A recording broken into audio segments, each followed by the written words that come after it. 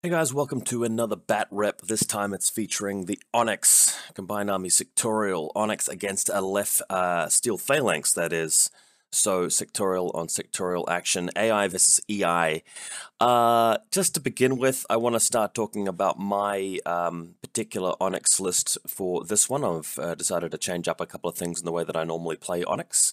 And then we'll have a brief talk about the scenario and then go into the actual game itself. So to begin with, obviously this isn't designed for any particular mission or opponent. I just wanted to try out a couple of things, but I've been thinking recently about the new synergy between Bit and Kiss, which is now available for Combined Army, and the E-Drone Evo hacking device.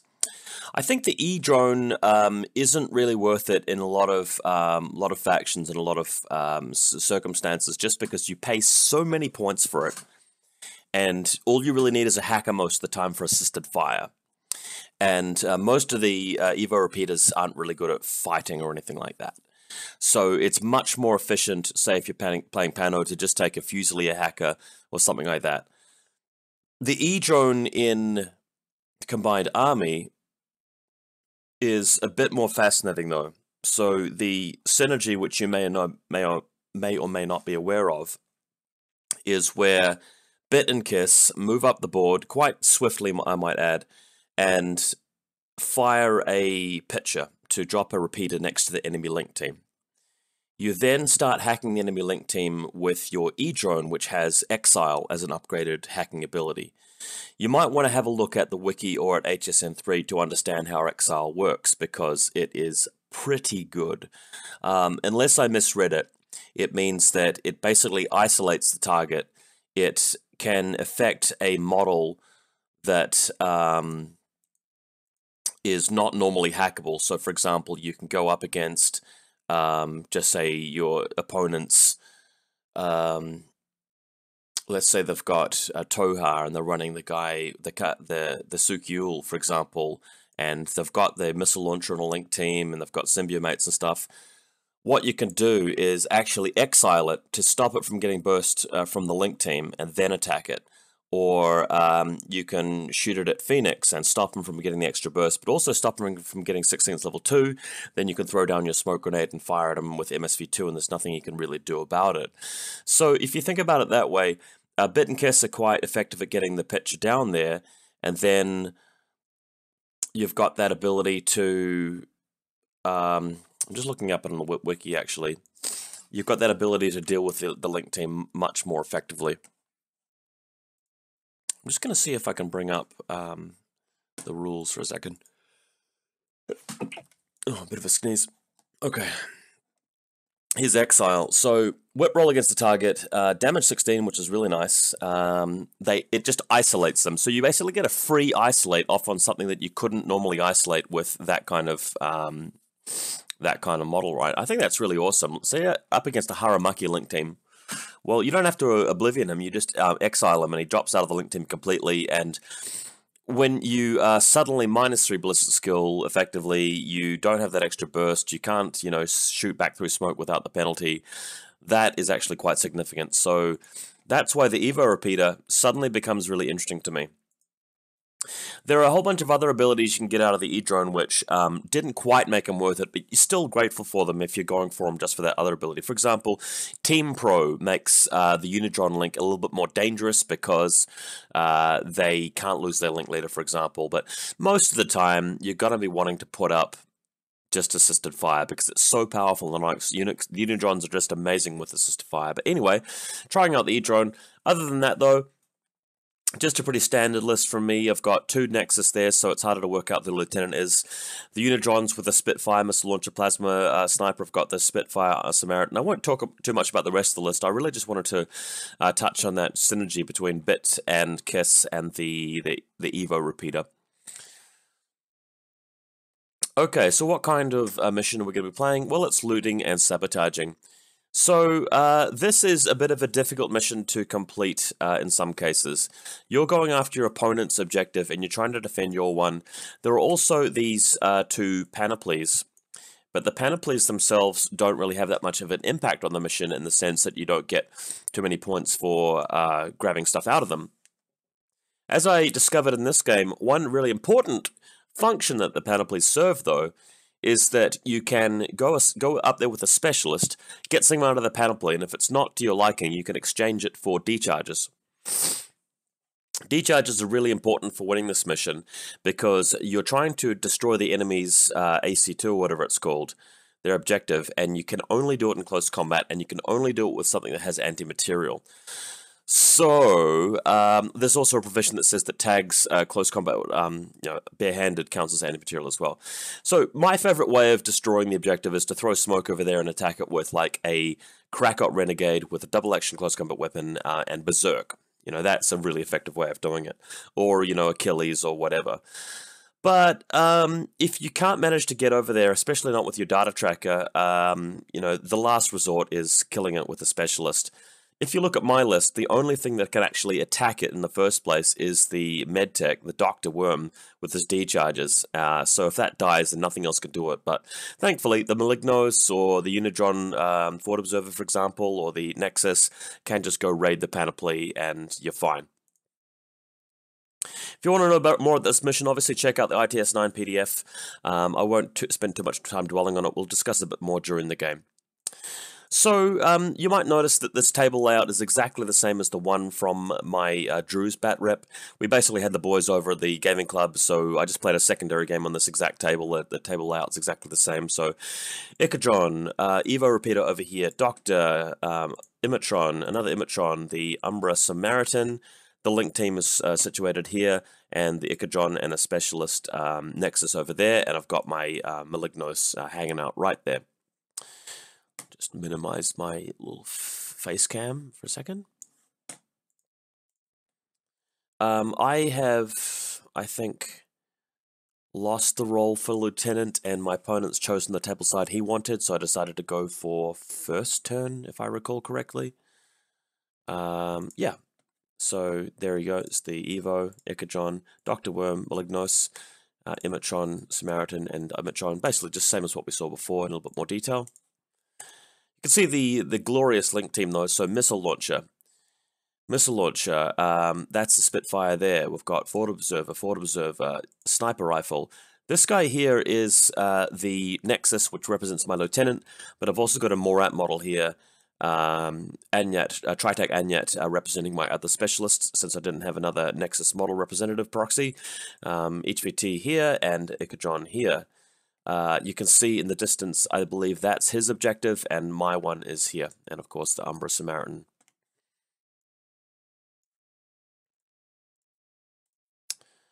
Okay, so what's my opponent running? This is a fire team here for SteelPhalanx with Eudorus. He's got a Myrmidon commander here, Myrmidon captain chief person, a couple of basic Myrmidon plebs just with chain rifles. Quite like that setup actually. I think that's actually quite an effective way to run the starter set. Got Syla, and she's got a couple of her helper bots over here, although we'll see later that the helper bots aren't particularly well positioned. Alright, so Phoenix's Link team. Phoenix is up on the building. He's got somebody to hack him up, Myrmidon hacker over here, and he's got a Myrmidon with like Eclipse grenades and a Myrmidon Spitfire. And the Myrmidon Spitfire is just positioned to get a little bit of an angle along through here to where my panoply is. You might notice here that we've got Syla, and she's got her two little auxiliary bots here, just below the Link team position, and they're just facing here, even though they don't have very long-range guns. So, my opponent, by the way, is somebody who doesn't play with the rest of us that frequently, so he often gets caught out with a few nuances of the game, special rules and scenarios. The rest of us have sort of been beating each other up so long that we're starting to pick up a lot of the finer points of the game. Anyway, one thing he's sort of done here is he's put out his models in such a way that the missile launchers can have a pretty good time blowing them up. Same with these guys here. You'll see later on that I get to move out with my missile launcher from the Unidron and fire a missile at this guy, and it should be just in range to clip our friends there with the template, as you can see, so not the best positioning, unfortunately.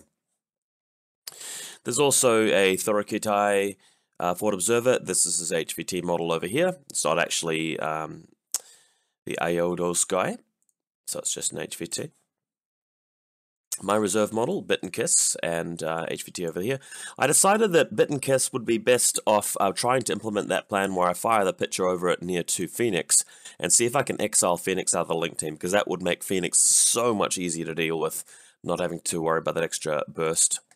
And isolating him would also be awesome. His reserve model is Thrasimides, so I sometimes call him. Now, he's positioned himself in such a way that if I come around the corner with Bit and Kiss, he can nanopulsar me. I think he's got a nanopulsar. I'm actually just going to check Army to see what he does have. Maybe I can just throw this over here. SteelPhalanx, because I can't even remember this guy's rules sometimes. Where is he? Where would I find Thrasimides? Thrasimides.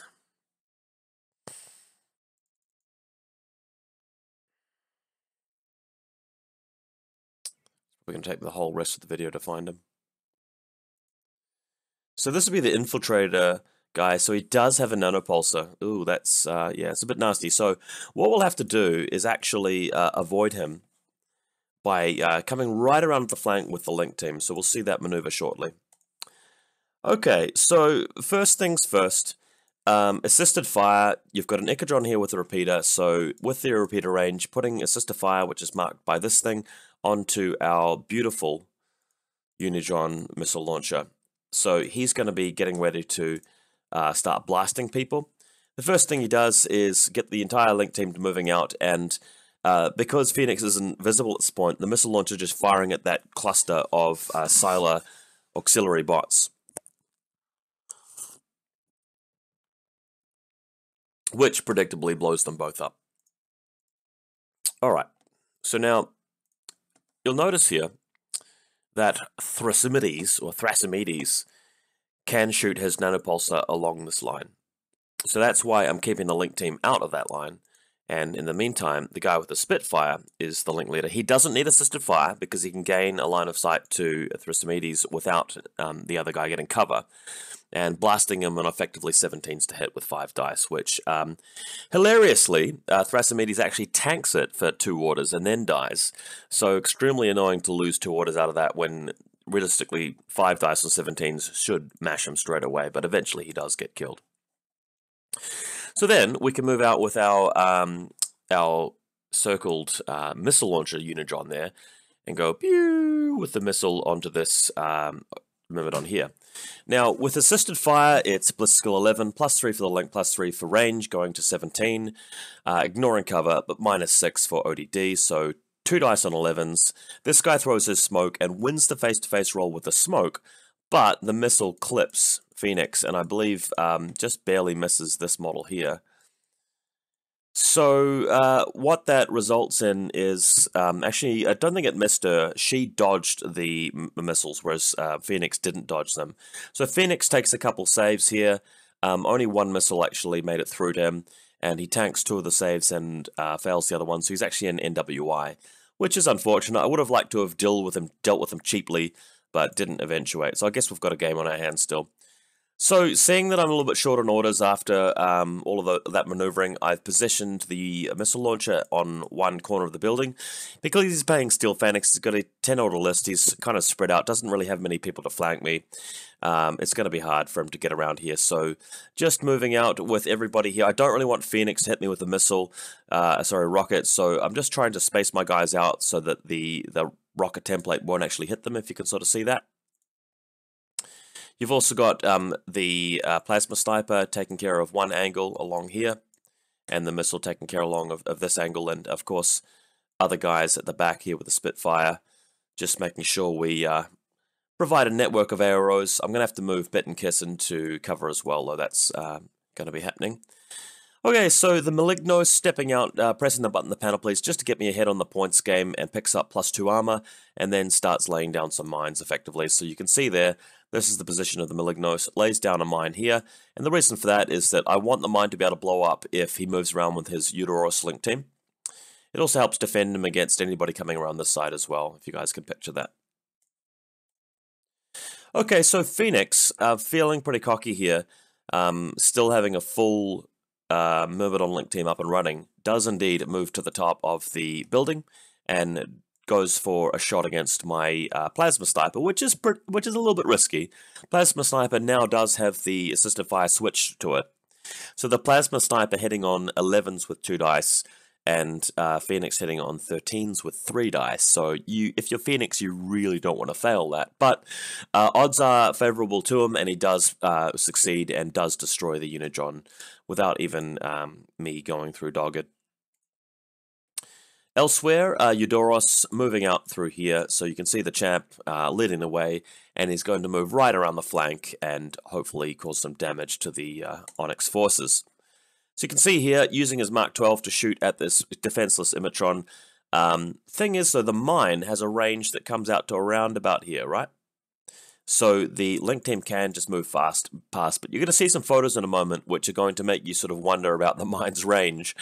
But bear in mind, my opponent successfully, scoped out where he would be safe and positioned his models correctly in the following few orders.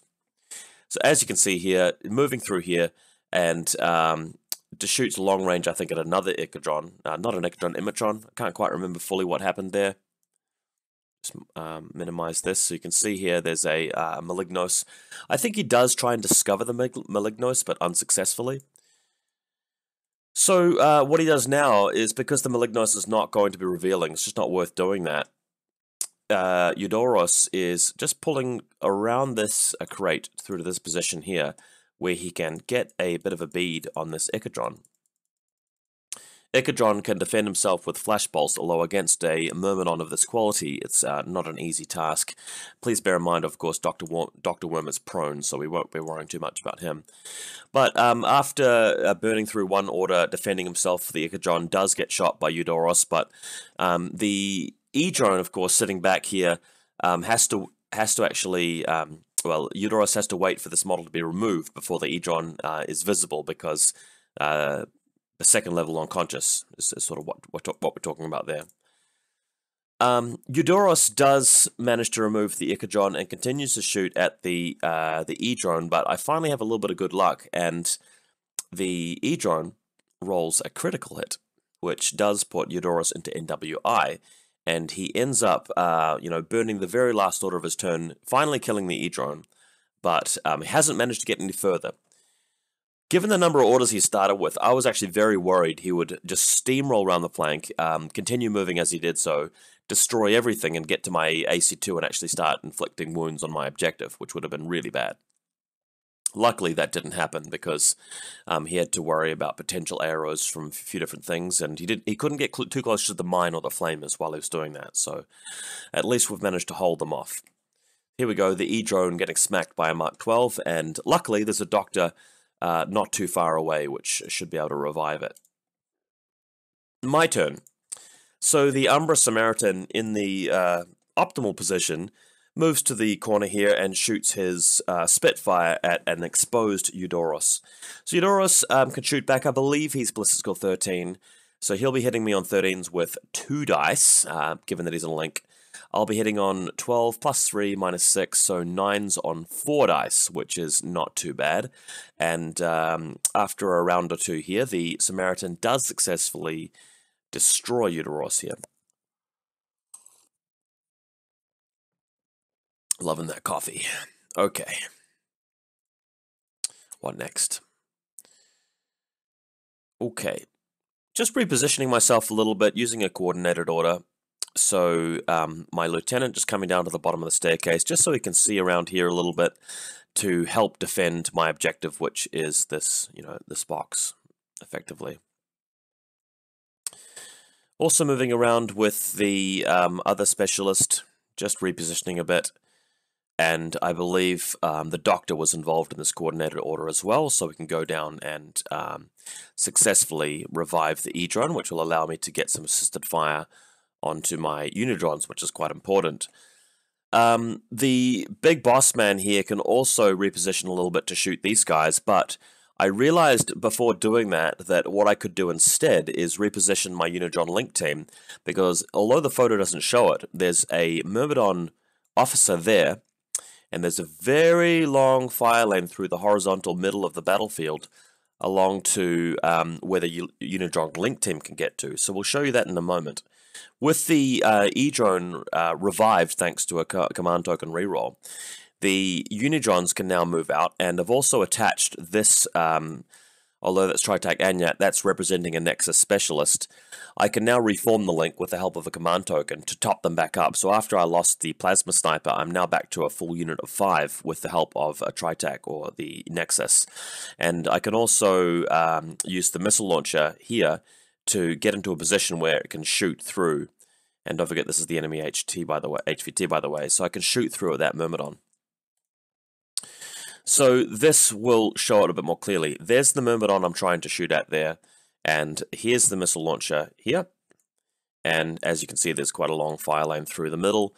And at that range, you know, you're still talking ballistic skill 17 minus 6, so 11's on 2 dice versus a Myrmidon that can't really do very much except dodge. And the missile successfully takes her out. So that worked out pretty well. Next, though, I can see he's got a Thorakeet Fort Observer chain rifle, so that could get a bit dangerous. I kind of made a bit of a blunder here at this point of the game because it was going quite well, and I thought, gosh, I've got a pretty big lead here, so why don't I just take some risks? Or maybe just play the game without thinking. And what ended up happening is I moved through without putting assisted fire on, and I had my Spitfire in the wrong place. And I ended up deciding to shoot at Phoenix with my Plasma Carbine, which is not really great. I'm hitting on 11s on 3 dice. He's hitting on 10s with 2 dice. So not the most wonderful odds. Really, you should be using a Spitfire here to be hitting on 11s with 5 dice against, you know, 10s with 2 dice. But it was the Plasma Carbine, and luckily I did manage to outroll him, and Phoenix was destroyed here, but this was a bit of a clunky sort of operation. In fact, it wasn't even 11s on 2 dice, it was 8s on 3 dice, because I didn't actually have assisted fire up. So, very stupid play, and I hope you guys can excuse me for that, but I wasn't really playing my best in this particular phase of the game. Got lucky, though. So, Unidron's moving into position. There's still another Myrmidon up top there who can throw a smoke down on his feet on his position.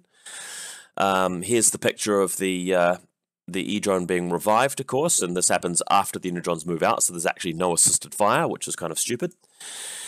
Elsewhere, Malignos moving to put another mine down, just to trap these 2 Myrmidons here, and going back into camo state, just because I'm afraid of them moving around and just taking the big prize, which is to destroy my AC2 objective.